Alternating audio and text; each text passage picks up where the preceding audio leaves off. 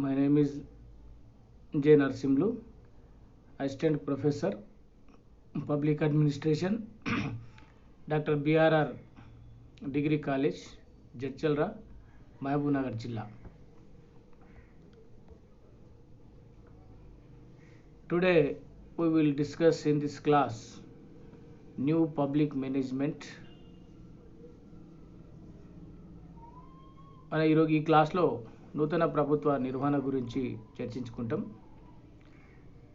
ఈ నూతన ప్రభుత్వ నిర్వహణ అనేది ప్రభుత్వ పాలనా శాస్త్ర పరిణామ క్రమంలో వచ్చినటువంటి ఒక నూతన భావన. ప్రధానంగా పాలనను సాంప్రదాయక దృక్పథం నుండి కాకుండా నూతన దృక్పథం నుండి చూసే భావననే నూతన ప్రభుత్వ నిర్వహణగా కూడా చెప్పడం జరిగింది. ప్రధానంగా ఈ యొక్క ఎల్పిజి లిబరలైజేషన్, ప్రైవేటైజేషన్, గ్లోబలైజేషన్ మూలంగా అనేక రంగాలలో మార్పులు రావడం అనేది జరిగింది. అదేవిధంగా పాలనా రంగంలో కూడా నిర్వహణ రంగంలో ప్రభుత్వ పాలన కూడా మార్పులకు గురి కావాల్సి రావడం అనేది జరిగింది. ఈ యొక్క భావన 1990లో ఆవిర్భవించడం జరిగింది. నూతన ప్రభుత్వ నిర్వహణ భావన NPM, new public management concept. ప్రధానంగా ఇది బయటికి రావడానికి, ఈ యొక్క భావన బయటికి వెళ్ళిపోవడానికి సిరాకస్ విశ్వవిద్యాలయం 1991, Commonwealth association for public administration and management Canada 1994 సమావేశంలో ఈ న్యూ పబ్లిక్ మేనేజ్మెంట్ భావన అనేది వెలువడడం అనేది జరిగింది. అంటే దీనికి సంబంధించినటువంటి ఒక లిటరేచర్ కూడా బయటికి రావడం జరిగింది. ఈ నూతన ప్రభుత్వ నిర్వహణ ప్రజాభీష్ట సిద్ధాంతం మరియు నవ్వే టైలరిజం కలయికగా కూడా చెప్పడం అనేది జరుగుతూ ఉంది. పబ్లిక్ చాయిస్ అప్రోచ్, న్యూ టైలరిజం, ఈ రెండు సిద్ధాంతాల కలయికగా నూతన ప్రభుత్వ నిర్వహణని వర్ణించడం అనేది, పేర్కొనడం అనేది జరిగింది. ప్రజాభీష్ట సిద్ధాంతం ప్రజల యొక్క ఐచ్ఛిక, ప్రజల యొక్క కోరిక మేరకే, ప్రజల యొక్క అభిప్రాయం మేరకే ప్రభుత్వాలు తమ యొక్క కార్యకలాపాలను నిర్వహించాలని చెప్పడం జరుగుతూ ఉంది. నవ్వే టైలరిజం అంటే మనము ఇంతకుముందు ఒక శాస్త్రీయ నిర్వహణ చెప్పడం జరిగింది. ఎఫ్డబ్ల్యూ టైలరిజం వల్ల పాలనా వ్యవస్థలో ఒక కొత్త పద్ధతులని, శాస్త్రీయమైనటువంటి పద్ధతులని ఇంప్లిమెంట్ చేయడం జరిగింది. నవ్వే టైలరిజం ఆధారంగా అంతర్గతంగా ఉద్యోగస్వామ్య వ్యవస్థలో మార్పులు చేయాలని చెప్పడం జరిగింది. కాబట్టి నూతన ప్రభుత్వ నిర్వహణ ఒకవైపు ప్రజాభీష్ట సిద్ధాంతం భావజాలాన్ని, వేరొక వైపు నవ్వే టైలరిజం యొక్క భావజాలాన్ని కలయికగా చెప్పడం అనేది జరుగుతూ ఉంది. అదేవిధంగా ప్రభుత్వ పాలనా వ్యవస్థలో ప్రైవేట్ వ్యవస్థల యొక్క శిల్ప పద్ధతులని ప్రభుత్వ వ్యవస్థలలో ఇంప్లిమెంట్ చేయడంగా నూతన ప్రభుత్వ నిర్వహణ చెప్పడం జరుగుతుంది. అంటే ప్రైవేట్ వ్యవస్థలో ఏవైతే మేనేజ్మెంట్ టెక్నిక్స్ని, ఇన్ఫర్మేషన్ కమ్యూనికేషన్ టెక్నాలజీని, నిర్వహణ నైపుణ్యాలని, వాటన్నిటిని కూడా ఉపయోగించి ప్రైవేట్ వ్యవస్థలు సమర్థవంతంగా తమ యొక్క వ్యవస్థలని ముందుకు తీసుకుపోవడం జరుగుతూ ఉంది. కాబట్టి అవే పద్ధతులని ప్రభుత్వ వ్యవస్థల్లో కూడా ఇంప్లిమెంట్ చేయాలని చెప్పడం జరిగింది. కాబట్టి ప్రైవేట్ సెక్టర్స్లో, కార్పొరేట్ సెక్టర్లో, ఎంఎన్సీస్ మల్టీనేషనల్ కంపెనీలలో ఏవైతే పాలనకు సంబంధించినటువంటి, నిర్వహణకు సంబంధించినటువంటి టెక్నిక్స్, శిల్ప పద్ధతులని అవలంబించడం జరుగుతుందో వాటిని ప్రభుత్వ వ్యవస్థల్లో కూడా అమలు చేసి సమర్థవంతంగా ప్రజలకు సేవలు అందించాలని కూడా నూతన ప్రభుత్వ నిర్వహణ కాన్సెప్ట్ తెలియజేయడం అనేది జరుగుతూ ఉంది. తర్వాత నూతన ప్రభుత్వ నిర్వహణలోని కొన్ని మెయిన్ ఫీచర్స్ ఉన్నాయి, ప్రధాన అంశాలు. అయితే ప్రధానంగా దీంట్లో ఉన్నటువంటి అంశాలు ఏంటంటే, ఫస్ట్ పాయింట్ నూతన ప్రభుత్వ నిర్వహణలోని ప్రధాన అంశాలు. ఒకటి, ప్రజలను సేవలను స్వీకరించేవారుగా కాకుండా వారిని వినియోగదారులుగా చూడడం. ఎప్పుడైతే ప్రైవేటు వ్యవస్థలో మార్కెట్లో అమ్మకందారుడు, కొనుగోలుదారుడు, వినియోగదారుడు అనే పదాలను ఏ విధంగా అయితే ఉపయోగిస్తున్నామో, కాబట్టి ప్రభుత్వ పాలన, ప్రభుత్వ సేవలని స్వీకరించే వారిని పౌరులుగా కాకుండా వినియోగదారులుగా భావించాలి. ఎందుకంటే మల్టీనేషనల్ కంపెనీలు వినియోగదారులకు సమర్థవంతమైన సేవలు అందించమని జరుగుతూ ఉంది. అదేవిధంగా మల్టీనేషనల్ కంపెనీలు, కార్పొరేట్ సెక్టర్స్ కానీ, ప్రైవేట్ వ్యవస్థలు కానీ ప్రజలకు అంటే వినియోగదారులకు సేవలను అందించినప్పుడు కొన్ని రుసుములు, ఫీజులు కూడా వసూలు చేయడం అని జరుగుతూ ఉంది. అట్లే ఇక్కడ కూడా ప్రభుత్వాలు ప్రజలకు సేవలని అందించే సందర్భంలో వారిని వినియోగదారులుగా చూడాలని చెప్పడం జరిగింది. ఎందుకంటే ప్రైవేట్ వ్యవస్థలో ఎప్పుడైతే వినియోగదారుడు సంతృప్తి చెందుతాడో అప్పుడే ఆ వ్యవస్థ సమర్థవంతంగా ఉండడం అని జరుగుతూ ఉంటుంది. అదేవిధంగా వినియోగదారులకు అందించేటటువంటి సంస్థలు, సేవలు అందించేటటువంటి సంస్థలు అవి లాభాలలో ఉండడానికి ఆస్కారం ఉంది. కాబట్టి కన్జ్యూమర్స్ కాన్సెప్ట్ని ఉండాలని కూడా చెప్పడం జరిగింది. రెండవ అంశం, అధికార వికేంద్రీకరణ జరగాలి. కాబట్టి decentralisation power, authority decentralised, power decentralised అనేది ఉండాలి. అధికారం కేంద్రీకరించబడి ఉండడం వల్ల నిరంకుశత్వంగా లేదా పెత్తనం, నియంతృత్వం ఏర్పడడానికి ఆస్కారం ఉంది. కాబట్టి ప్రజలకు, పౌరులకు సమర్థవంతంగా సేవలు అందించాలంటే అధికార వికేంద్రీకరణ జరగాలి. అధికార వికేంద్రీకరణ జరగడం వల్ల సేవలు ప్రజలకు అందుబాటులోకి రావడం అనేది జరుగుతూ ఉంటుంది. అందుకొరకు మనం ఇవాళ ప్రభుత్వ వ్యవస్థలో చాలా సేవలని ప్రజల ముంగిట్లోకి, అంటే ఎప్పుడైతే ఇన్ఫర్మేషన్ కమ్యూనికేషన్ టెక్నాలజీ డెవలప్ అయిందో ప్రజలందరికీ కూడా ప్రభుత్వాలు అందించేటటువంటి సేవలని ప్రజలకు అందుబాటులో ఉంచడం అనేది జరిగింది. మనం చూస్తూ ఉన్నాం, కేంద్ర స్థాయి నుంచి చిన్న గ్రామ స్థాయి వరకు కూడా డిసెంట్రలైజ్డ్ సిస్టమ్ మనకు అనిపిస్తూ ఉంటుంది.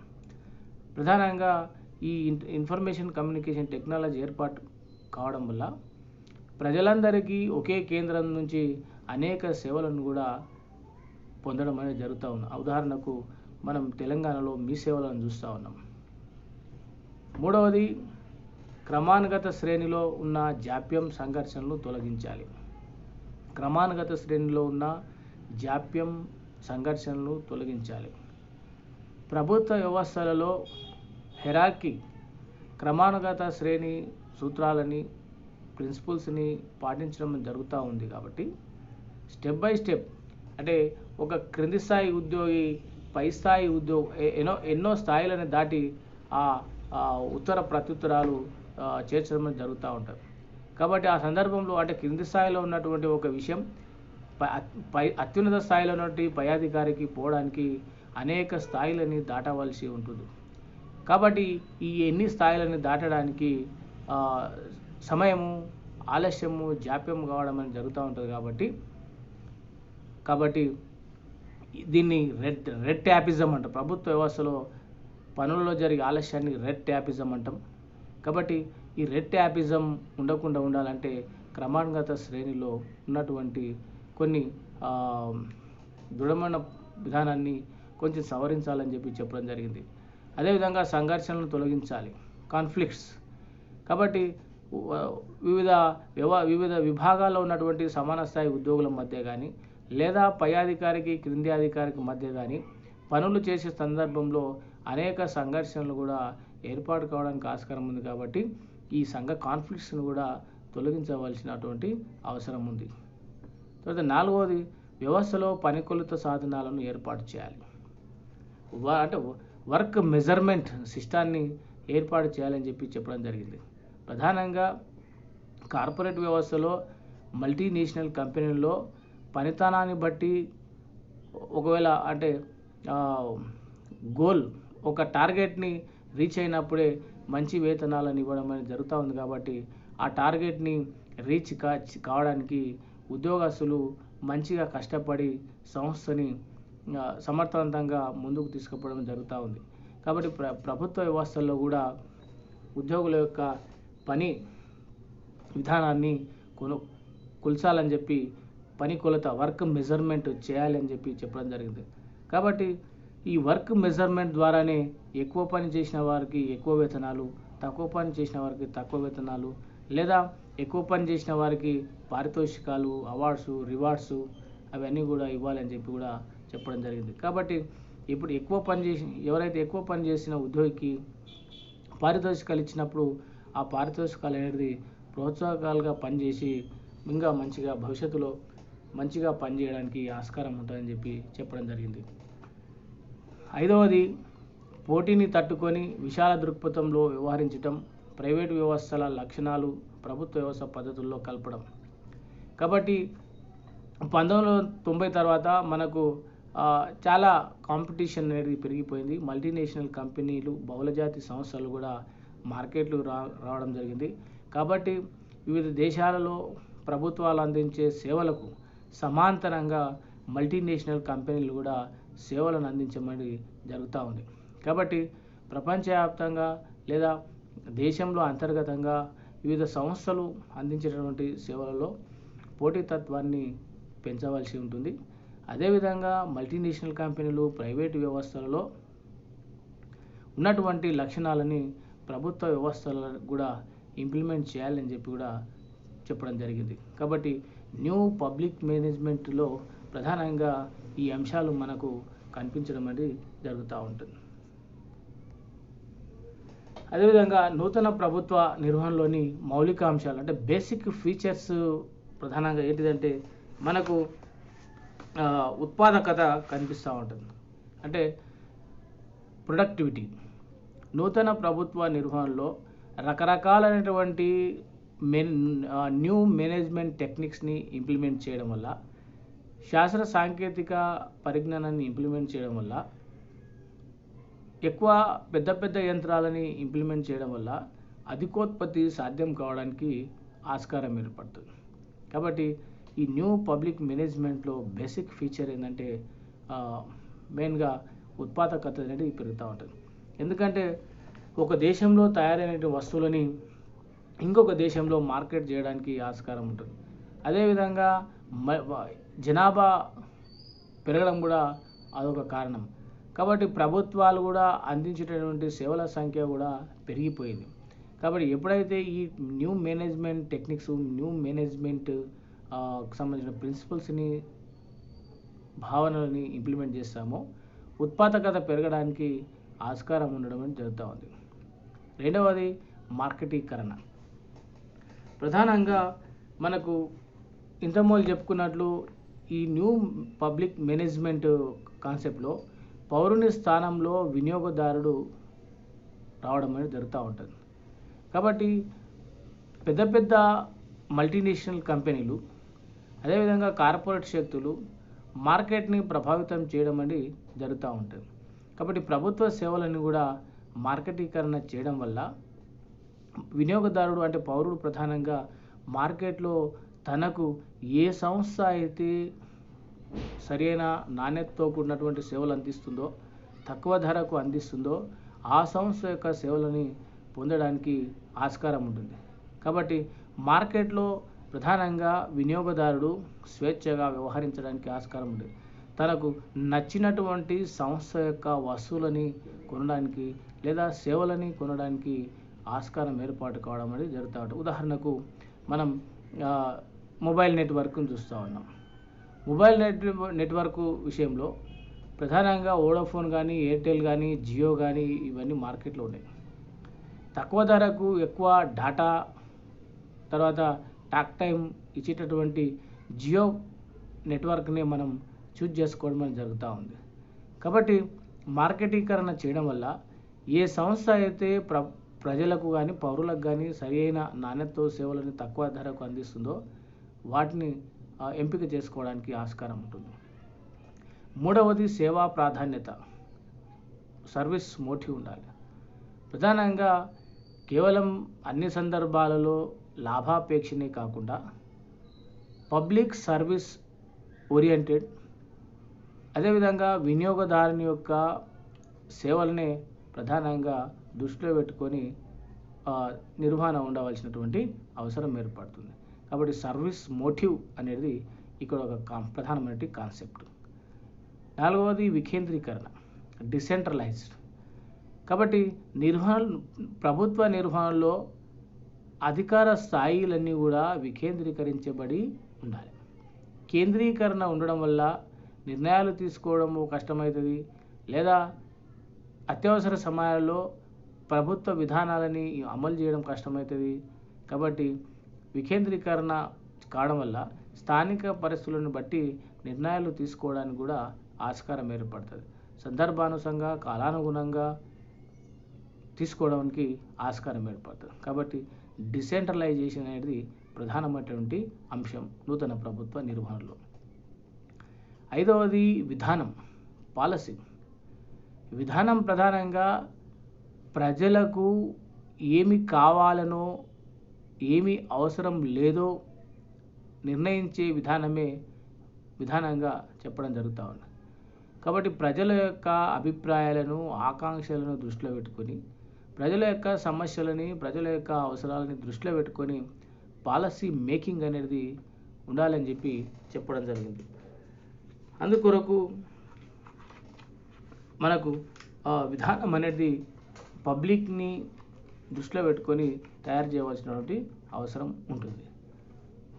ఆరవది జవాబుదారీతనం, రెస్పాన్సిబిలిటీ, అకౌంటబిలిటీ అనేది ప్రభుత్వ నిర్వహణలోని ప్రధానమైనటువంటి అంశం. కాబట్టి ఎప్పుడైతే అధికారులు తాము నిర్వర్తించేటటువంటి విధులకు జవాబుదారీతనంగా ఉంటారో అప్పుడే ప్రజాస్వామ్యం కానీ లేదా పాలన యొక్క నైతికత కానీ ఉండడానికి ఆస్కారం ఉంటుంది. కాబట్టి జవాబుదారీతనం, రెస్పాన్సిబిలిటీ, అకౌంటబిలిటీ అనేది ప్రధానమైనటువంటి అంశం. తర్వాత నూతన ప్రభుత్వ నిర్వహణ లక్షణాలు ఉన్నాయి. Features of the new public management. నూతన ప్రభుత్వ నిర్వహణ లక్షణాల్లో, క్యారెక్టరిస్టిక్స్లో ఒకటి, సంప్రదాయమైన పాలనా స్థానంలో ప్రక్రియ ఆధారిత పాలన ప్రవేశపెట్టడం. అంటే సాంప్రదాయ ట్రెడిషనల్ గవర్నమెంట్ స్థానంలో, ట్రెడిషనల్ అడ్మినిస్ట్రేషన్ స్థానంలో ప్రక్రియ ఆధారిత పాలనని ప్రవేశపెట్టడం. అంటే ప్రాసెస్ ఓరియంటెడ్ అడ్మినిస్ట్రేషన్ ఉండాలి. అదేవిధంగా పని కొలత సూచికలు, వర్క్ మెజర్మెంట్ ఇండికేటర్స్ ఉండాలి. సామర్థ్య ఆధారిత జీతభత్యాలు ప్రవేశపెట్టడం. అంటే పనితనాన్ని బట్టి ఉద్యోగులు చేసినటువంటి పనిని బట్టి వేతనం ఇవ్వడం. అంటే పని కొలతలు, సామర్థ్య ఆధారిత జీతాలు ఇవ్వడం వల్ల ఎక్కువ పని చేసిన వారికి ఎక్కువ వేతనం, తక్కువ పని చేసిన వారికి తక్కువ వేతనం లభించడానికి ఆస్కారం ఉంటుంది. కాబట్టి ఎక్కువ పని చేసిన వారికి పారితోషికాలు, ప్రోత్సాహకాలు లభించడం వల్ల ఇంకా వస్తూత్పత్తి కానీ సేవలను కానీ అందించడం అనేది జరుగుతూ ఉంటుంది. కాబట్టి ఇది ప్రధానమైనటువంటి ఫీచర్. రెండవది, పౌరుని పాత్రలో వినియోగదారుడు ప్రవేశిస్తాడు. అంటే ఎట్లయితే ఈ మార్కెట్లో మనం వినియోగదారుడు అంటే బయ్యరు, సెల్లర్ అంటున్నామో, ఇక్కడ పౌరుని స్థానంలో వినియోగదారుడు ప్రవేశిస్తాడు. వినియోగదారుడు అనేది మనకు తెలుసు, మల్టీనేషనల్ కంపెనీలు, మార్కెట్ వ్యవస్థ వచ్చిన తర్వాత పెట్టుబడిదారుడు, అమ్మకందారుడు, వినియోగదారుడు, ఇవన్నీ కూడా మనం పదజాలాలు చూస్తూ ఉన్నాం. కాబట్టి వినియోగదారుడు వినియోగదారుడు ఎవరి సేవలైతే సాటిస్ఫై చెందుతాడో వారి వస్తువుల్ని వారి సేవల్ని పొందడానికి ముందుకు రావడం జరుగుతూ ఉంది. కాబట్టి అంతిమంగా వినియోగదారుని యొక్క సంతృప్తే ప్రధానమైనటువంటి అంశం. మూడవది పొదుపు సమర్థత. కాబట్టి ఎఫిషియన్సీ ఎకానమీ అనేది ప్రధానమైనటువంటి అంశం. విచ్చలవిడిగా ఖర్చు చేయకుండా, వ్యయం చేయకుండా అవసరం మేరకు ఖర్చు చేస్తూ పొదుపరితనాన్ని కూడా పాటించవలసినటువంటి అవసరము ఉంటుంది. తర్వాత సమర్థత, ఆ ప్రభుత్వాలు నిర్వహించేటటువంటి విధులన్నీ కూడా సమర్థతతోటి, ఎఫిషియన్సీ తోటి పనిచేయవలసినటువంటి ఉంటుంది. నాలుగవది క్రమానుగత శ్రేణిని సులభతరం చేయటం. హెరార్కీ వల్ల క్రమానుగత శ్రేణి నియమాన్ని పాటించడం వల్ల వ్యవస్థలో వివిధ సంస్థలు అందించే సేవలలో జాప్యం జరగడానికి ఆస్కారం ఉంటుంది. అదేవిధంగా వివిధ స్థాయిలని దాటుకుంటూ పోవలసి ఉంటుంది. ఆధీనోద్యోగి ఉన్నతాధికారి నుంచి ఆధీనోద్యోగికి సమాచారం చేరవేయడంలో జాప్యం జరగడానికి కూడా ఆస్కారం ఉంటుంది. కాబట్టి క్రమానుగత శ్రేణిని ఫ్లెక్సిబిలిటీ చేయడం అనేది ప్రధాన అంశం. ఐదవది విధాన కార్యకలాపాలు, వాటి అమలు వేరు చేయడం. ప్రధానంగా విధానాలని తయారు చేయడం ఒకటైతే విధానాలని అమలు చేయడం మరొకటి అంశం. అందుకొరకు రెండు కూడా విధానాలను తయారు చేయడం, విధానాలను అమలు చేయడం ఒకే వ్యవస్థ ఒకే దగ్గర ఉండడం వల్ల కన్ఫ్యూజన్ కావడానికి ఆస్కారం ఉంటుంది. కాబట్టి విధానాలని తయారు చేసేవారు వేరుగా ఉండాలి, ఆ విధానాలని అమలు చేసేవారు కూడా వేరుగా ఉండాలి. అంటే స్టాఫ్ ఏజెన్సీ విధులు స్టాఫ్ ఏజెన్సీ నిర్వర్తించాలి, లైన్ ఏజెన్సీ విధులు లైన్ ఏజెన్సీ నిర్వర్తించాలి. అందుకొరకు వుడ్రో విల్సన్ కూడా పాలనా విషయాలని సమర్థవంతంగా నిర్వహించాలంటే, ప్రభుత్వ పాలన సమర్థవంతంగా పనిచేయాలంటే, ప్రభుత్వ ఉద్యోగులు నిపుణులతో పనిచేయాలంటే విధానాలని తయారు చేసే వ్యవస్థ రాజనీతికి సంబంధించింది అయితే, ఆ విధానాలను అమలు చేసే వ్యవస్థ పాలనకు సంబంధించిన అంశంగా చెప్పడం జరిగింది. తర్వాత ఆరవది పని విధానంలో సమర్థవంతమైన నిర్వహణని ప్రవేశపెట్టడం. కాబట్టి వర్క్కి సంబంధించినటువంటి పాలసీల్లో ఎఫెక్టివ్గా, ఎఫిషియన్సీగా పనిచేయడానికి మేనేజ్మెంట్ టెక్నిక్స్ని ప్రవేశపెట్టడానికి కూడా, ఇంప్లిమెంట్ చేయడానికి కూడా ఆస్కారం ఉంటుంది. కాబట్టి ఇక్కడ కూడా న్యూ పబ్లిక్ మేనేజ్మెంట్లో ఇది కూడా సాధ్యమవుతూ ఉంది. ఏడవది వ్యాపార దృష్టి అలవర్చుకోవడం. ప్రభుత్వ పాలనా వ్యవస్థ వ్యాపార దృష్టిని అలవర్చుకున్నప్పుడే ప్రభుత్వాలు సమర్థవంతంగా పనిచేయడానికి ఆస్కారం ఉండడం జరుగుతూ ఉంటుంది. ప్రజల కొరకు ప్రభుత్వాలు విపరీతంగా డబ్బుని ఖర్చు చేయడం వల్ల ప్రభుత్వాలకు సరైన విధంగా ఆదాయం లేకపోవడం వల్ల ప్రజలకు కావాల్సినటువంటి సేవలని సమర్థవంతంగా అందించలేకపోవచ్చు.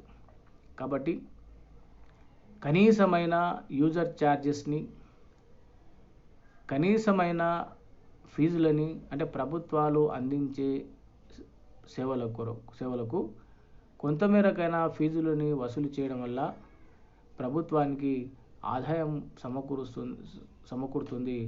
ఆ ఆదాయం ద్వారా ప్రజలకు కావాల్సినటువంటి సేవలని ఇంకా సమర్థవంతంగా అందించడానికి ఆస్కారం ఉంది. ఎనిమిదవది మితవ్యయంతో అధిక పని చేయాలి. అంటే ప్రధానంగా తక్కువ పెట్టుబడితో, తక్కువ వ్యయంతో ఎక్కువ పనిని సాధించేటట్లు ఉండాలి. కాబట్టి వృధాగా వ్యయంని చేయకుండా తక్కువ డబ్బుతోటి ఎక్కువ పనిని చేయాలి. కాబట్టి న్యూ పబ్లిక్ మేనేజ్మెంట్ కాన్సెప్ట్లో, ఫీచర్స్లో ఇది కూడా ఒక అంశంగా చెప్పుకోవచ్చు. తర్వాత న్యూ పబ్లిక్ మేనేజ్మెంట్ గురించి ఓస్బర్న్ అండ్ గేబ్లర్ అనే శాస్త్రవేత్త ప్రభుత్వాన్ని తిరిగి ఆవిష్కరించడం అనే గ్రంథంలో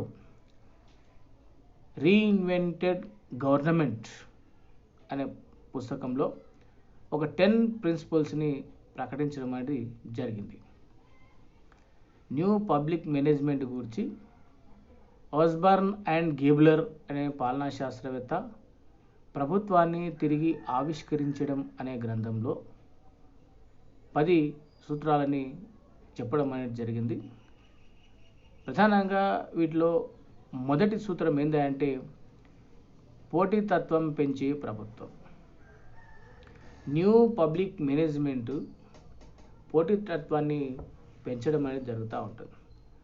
న్యూ పబ్లిక్ అంటే ప్రభుత్వ పాలనా వ్యవస్థలో ప్రైవేటు వ్యవస్థలకు సంబంధించి ప్రైవేటు పాలనా పద్ధతులకు సంబంధించినటువంటి ఒక కొత్త విధానాన్ని, కొత్త నియమాలని ఇంప్లిమెంట్ చేయడం అనేది జరుగుతుంది. కాబట్టి ప్రైవేట్లో అయితే వివిధ సంస్థల మధ్యన పోటీ ఏర్పడుతుందో అట్లే ప్రభుత్వం ప్రజలకు అందించేటటువంటి సేవలలో కూడా పోటీతత్వాన్ని అంటే బహుళ సంస్థలని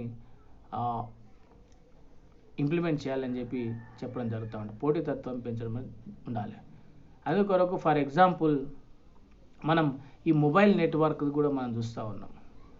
మొబైల్ నెట్వర్క్లో కేవలం బిఎస్ఎన్ఎల్ఏ ఒక 15-20 సంవత్సరాల క్రితం బిఎస్ఎన్ఎల్ కంపెనీ ఈ మొబైల్ నెట్వర్క్ అనేది చేస్తూ ఉండే. కానీ పోటీతత్వం పెరగడం వల్ల ప్రపంచవ్యాప్తంగా, దేశవ్యాప్తంగా అనేక మొబైల్ నెట్వర్క్ కంపెనీలు రావడం వల్ల పౌరుడు కేంద్ర బిందువుగా మొబైల్ నెట్వర్క్ కంపెనీలు పనిచేయడం జరుగుతూ ఉంది.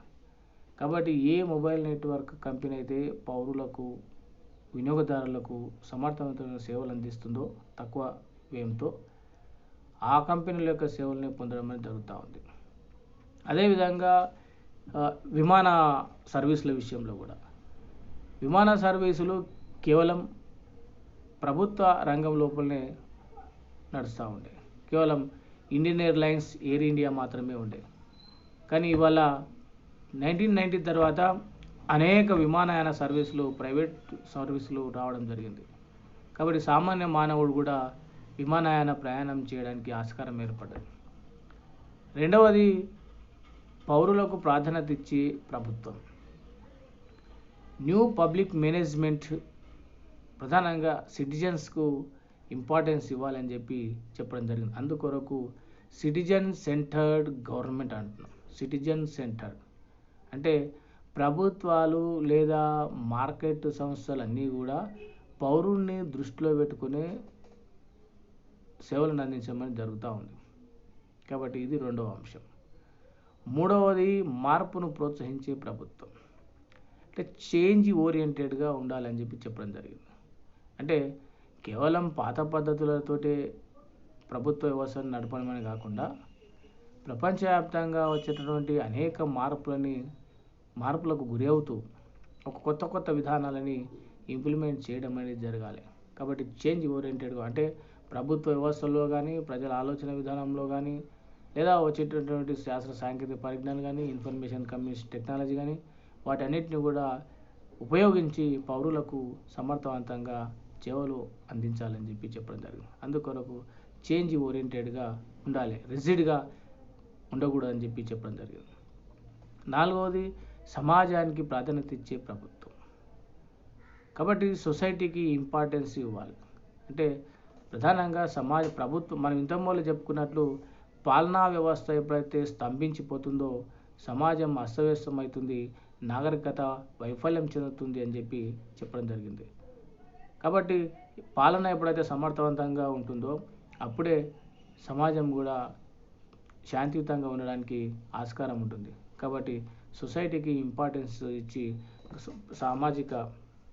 సమాజంలో ఉన్నటువంటి అన్ని అంశాల ఆధారంగా అంటే సాంస్కృతిక కానీ, ఆర్థిక కానీ, లేదా సోషల్ కండిషన్స్ కానీ, పొలిటికల్ కండిషన్ కానీ వాటన్నింటిని దృష్టిలో పెట్టుకొని ప్రభుత్వ వ్యవస్థ కొనసాగవలసి ఉంటుంది.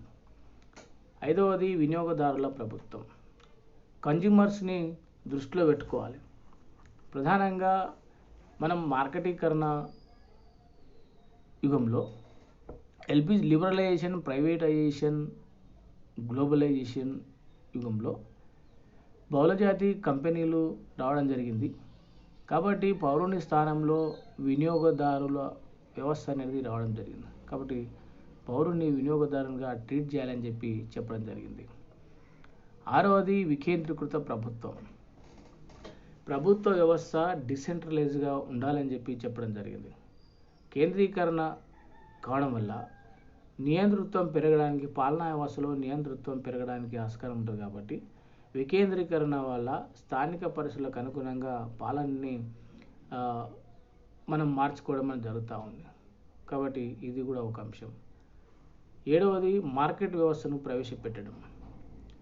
మార్కెట్లో పౌరునికి, వినియోగదారునికి సేవలు అందించే సంస్థలు వివిధ రకాలుగా ఉంటాయి. కాబట్టి మార్కెట్ని దృష్టిలో పెట్టుకొని పౌరుడు కూడా, వినియోగదారు కూడా సేవల్ని పొందడం అని జరుగుతూ ఉంటుంది. అంటే నాణ్యమైనవి, తక్కువ ధరకు లభించేవి, అదేవిధంగా అంతర్జాతీయంగా, కేవలం జాతీయంగా స్థానికంగా ఉన్నటువంటి సంస్థలే కాకుండా అంతర్జాతీయంగా ఉన్నటువంటి సంస్థలు కూడా వివిధ దేశాలలో సేవలు అందించడానికి రావడం అని జరుగుతూ ఉంటుంది. కాబట్టి మనం చూస్తూ ఉన్నాం ఇవాళ ఓలా, ఊబర్ లాంటి సంస్థలు ప్రజలకు ప్రయాణ సౌకర్యాన్ని అందిస్తూ ఉన్నాయి. ఎనిమిదవది ప్రభుత్వ, ప్రైవేట్ సంస్థల సహకారంతో ఏర్పాటు. ప్రభుత్వాలు ప్రజలకు రకరకాల సేవలు అందించడం జరుగుతూ ఉంటుంది. కాబట్టి public private partnership method concept తోటి ప్రజలకు కావాల్సిన సేవలు అందించడం జరుగుతూ ఉంది. అందుకొరకు మనం ఇప్పుడు ఇలా చూస్తూ ఉన్నాం. పబ్లిక్ ప్రైవేట్ పార్ట్నర్షిప్ తోటి తెలంగాణ రాష్ట్రంలో 188 సర్వీస్ నడుస్తూ ఉంది. అదేవిధంగా ఎయిర్పోర్ట్స్, విమానాశ్రయాలను కూడా నిర్మాణం జరుగుతూ ఉంది. నేషనల్ హైవేస్ని కూడా నిర్మిస్తూ ఉన్నారు.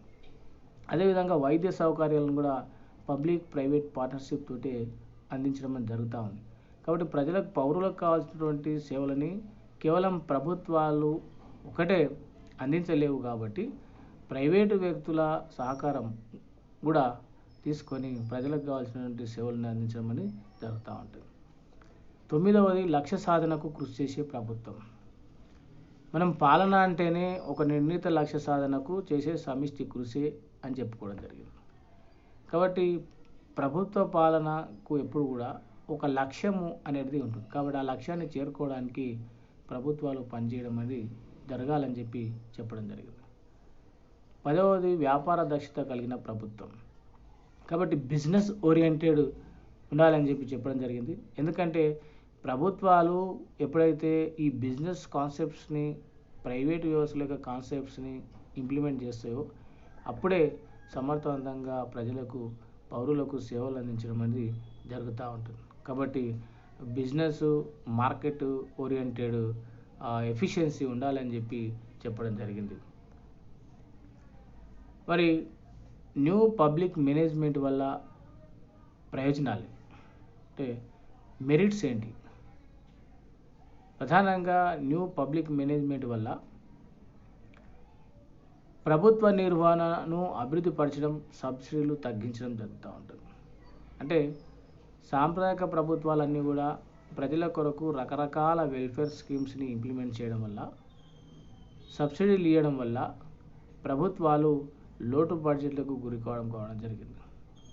అదేవిధంగా వెల్ఫేర్ స్కీమ్స్ ఎక్కువ ఇంప్లిమెంట్ చేయడం వల్ల ప్రభుత్వాలపైన ఆర్థిక భారం పెరగడం అనేది జరిగింది. కాబట్టి ప్రజలకు కావాల్సినటువంటి మిగతా సౌకర్యాలని కల్పించలేకపోవడం అని జరుగుతూ ఉంది. కాబట్టి న్యూ పబ్లిక్ మేనేజ్మెంట్ కాన్సెప్ట్ని, విధానాన్ని ఇంప్లిమెంట్ చేయడం వల్ల ప్రభుత్వ పాలనని ఎఫిషియన్సీ తోటి పనిచేయడం అని జరుగుతూ ఉంది. అంటే కొత్త కొత్త పద్ధతులను ఇంప్లిమెంట్ చేసి, అదేవిధంగా సబ్సిడీస్ని తగ్గించడం వల్ల ప్రభుత్వాలకు ఆదాయం, డబ్బు మిగలడం అనేది జరుగుతూ ఉంటుంది. రెండవది బడ్జెట్లను తగ్గించుకోవడం. ఆదాయానికి తగ్గట్లు వ్యయాన్ని చూసుకోవడం అనేది జరుగుతూ ఉంటుంది. కాబట్టి ఎక్కువ బడ్జెట్లని ఆమోదించి ఎక్కువ పన్నులను వసూలు చేసి ఇవన్నీ కూడా ప్రజలకు నష్టం. కాబట్టి ప్రభుత్వాలు కూడా బడ్జెట్లని సరైన మేరకు, అవసరం మేరకే తయారు చేసుకోవడం అని జరుగుతూ ఉంటుంది. ఇది కూడా ఒక ప్రధానమైన అంశం. మూడవది ప్రభుత్వ ఉద్యోగులను తగ్గించుకోవడం, డౌన్ సైజింగ్ అంటాం దీన్ని మనం.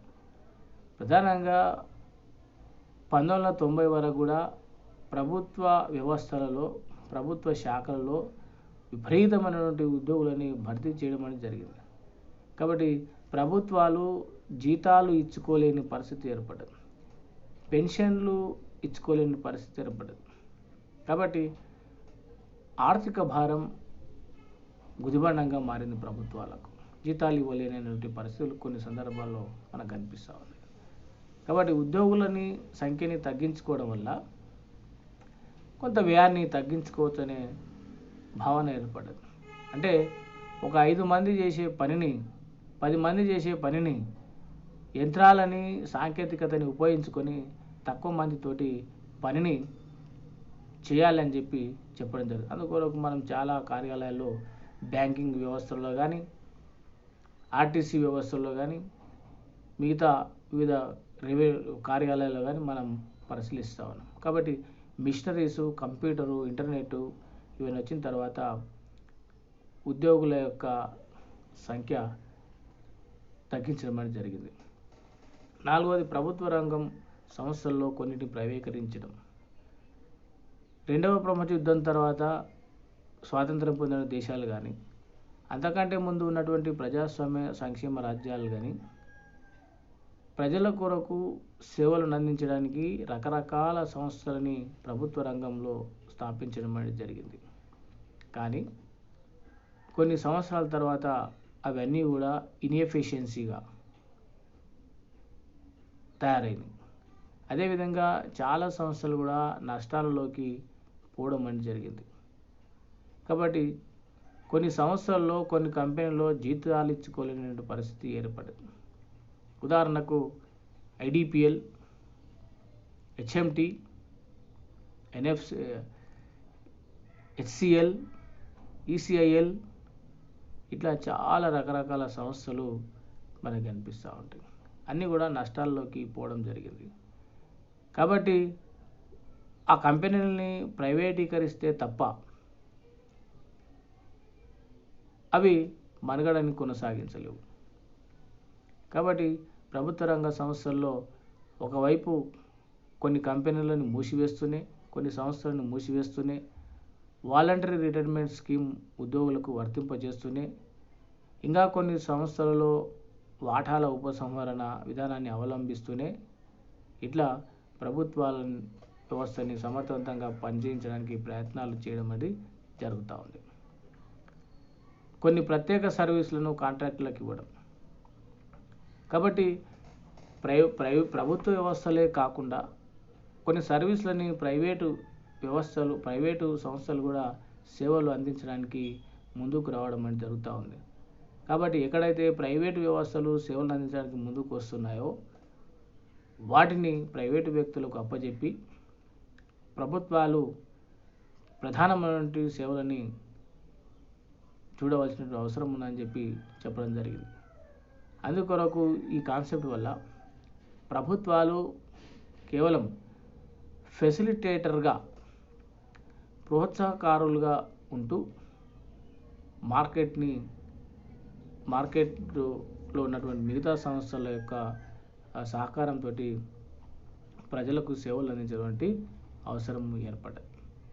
కాబట్టి న్యూ పబ్లిక్ మేనేజ్మెంట్ వల్ల ప్రధానంగా అభివృద్ధి చెందుతున్న దేశాలు కూడా ఈ యొక్క కాన్సెప్ట్ని ఇంప్లిమెంట్ చేయడం వల్ల ప్రభుత్వ పాలనా విధానంలో రకరకాల మార్పులని తీసుకురావడం అనేది జరిగింది. అదేవిధంగా నవ్వే టైలరిజం అనే కాన్సెప్ట్ కూడా రావడం జరిగింది.